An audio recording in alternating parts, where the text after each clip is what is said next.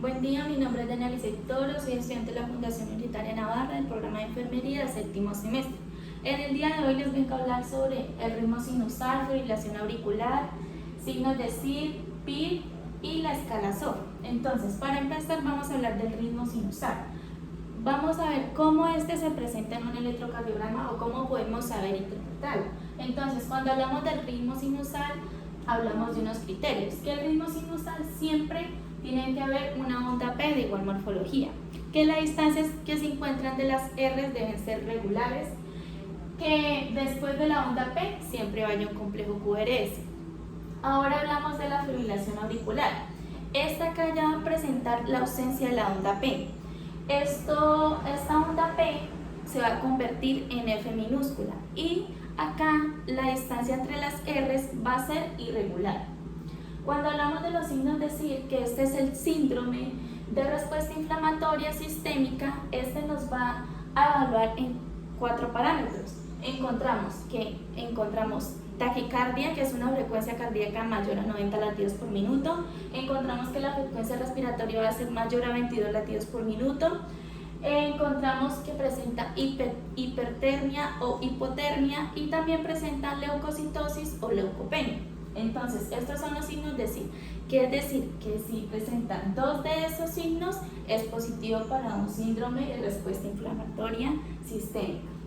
Entonces, cuando ya pasamos a hablar de la PIC, que es la presión intracraneal, esta hace referencia que es el resultado de esa dinámica que existe entre el cráneo y el contenido cerebral. Entonces, cuando hablamos del contenido cerebral, hace referencia a lo que complementa ese contenido. Entonces, hablamos de un parenquima, del volumen sanguíneo cerebral, del volumen del líquido cefalorraquídeo, y esta pi tiene un valor normal menor a 20. Ahora vamos a hablar de la escala SOFA. La escala SOFA es la que nos va a ayudar a valorar al paciente si presenta una difusión orgánica. Entonces, cuando hablamos de la escala SOFA, ella presenta diferentes sistemas o criterios. Entonces, y tiene unos puntajes que van a ser de 0 a 4.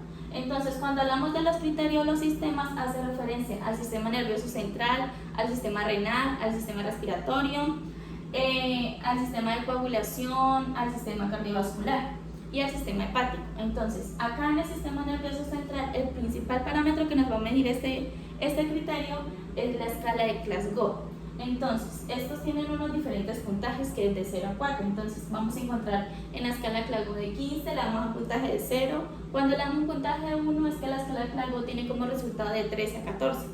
Cuando le damos un puntaje de 2, tiene de 10 a 12. Cuando hablamos ya del sistema renal, este va a ser medido por la creatinina, que es el principal parámetro, o la diuresis. Entonces, nos va a hablar de un puntaje de 0 cuando este va a ser menor a 1.2, cuando va a ser de 1.2 a 1.9, cuando va a ser de 2.4. El sistema hepático, este va a ser medido por la bilirrubina. Entonces, va a ser un puntaje menor a 1.2, menor a 1.2.9, en el puntaje 2 ya va a ser de 2.5 a 9. El sistema de coagulación ya nos habla de las plaquetas. Entonces acá vamos a medir las plaquetas. En el puntaje 0 nos va a dar que sea mayor o igual a 150. En el puntaje 1 ya va a ser menor a 150. En el puntaje 2 menor a 100. En el sistema respiratorio, el principal parámetro que va a medir ese sistema es la PAFI. Entonces, la PAFI va a ser medida en el puntaje 0 que sea mayor o igual a 400. En el puntaje 1 menor a 400. En el puntaje 2 menor a 300. Y ya en el puntaje 3, que es menor a 200, ya el paciente necesita un soporte ventilatorio. En el sistema cardiovascular, este va a ser medido por el principal parámetro, que es la presión arterial media. Entonces vamos a tener el puntaje 0, que va a ser mayor o igual a 70, menor a 70 en el puntaje 1. Y para valorar esta escala se dice que si el puntaje va de 3 hacia adelante, es porque ya hay una falla del órgano que esté fallando o una falla de los sistemas que estén fallando. Entonces, si hay falla de 2 o más sistemas en esos criterios, ya hay una falla multiorgánica. Cuando hablamos del cuadro hemático, este ya es un análisis que se hace, ya sea cuantitativo y cualitativo, de los componentes que se encuentran a nivel sanguíneo, o sea, de la sangre. Entonces, la sangre está está compuesta por diferentes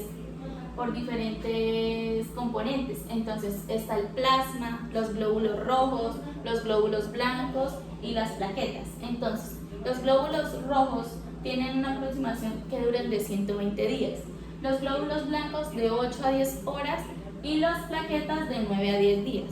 Entonces, el cuadro hemático también mide unos parámetros importantes. Entonces, hablamos de hemátides, de hemoglobina, de hematocrito, del recuento de leucocitos, del recuento de plaquetas, de neutrófilos, linfocitos. Entonces, cuando hablamos de hemoglobina, este va a tener un valor normal en mujeres de 12.0 a 16.0 gramos sobre decilitros. Cuando hablamos de hombre, este ya va a tener un puntaje de 13.0 a 18.0 gramos sobre decilitro.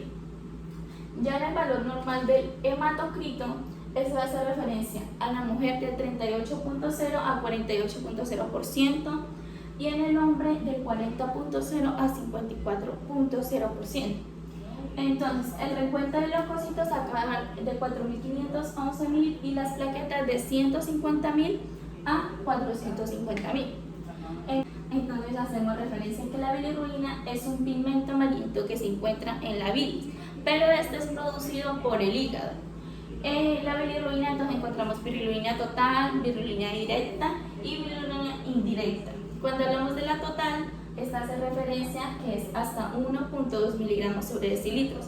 Cuando hablamos de la bilirrubina directa, esta va a ser los parámetros de 0.1 a 0.3 miligramos sobre decilitros. Y cuando hablamos de la indirecta, este ya va a ser de 0.2 miligramos sobre decilitro a 0.7.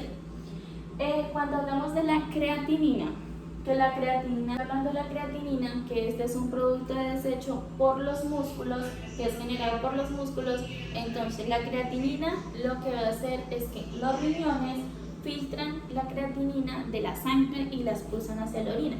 Entonces, cuando el sistema renal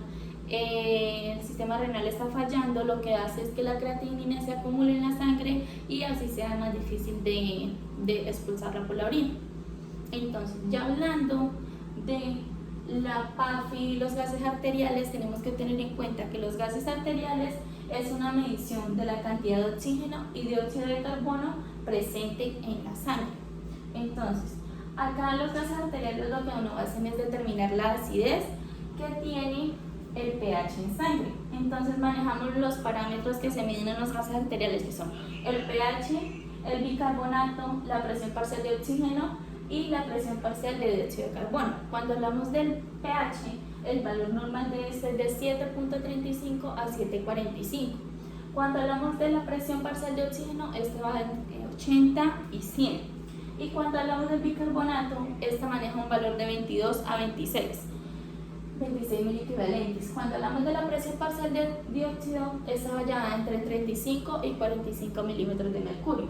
Entonces, ¿qué es la PAFI? La PAFI hace referencia a la relación entre la presión arterial de oxígeno y la fracción expirada de oxígeno. Entonces, acá lo que se va a medir acá en la PAFI es la presión parcial de oxígeno y el FiO2 que se encuentran, que es lo que se inspira.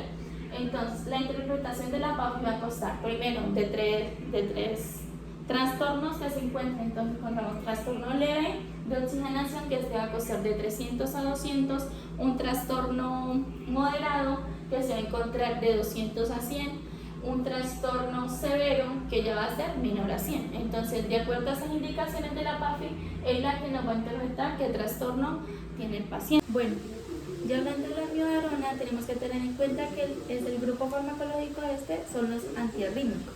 Entonces, la amiodarona lo que va a hacer es actuar a relajar los músculos cardíacos que están hiperactivos.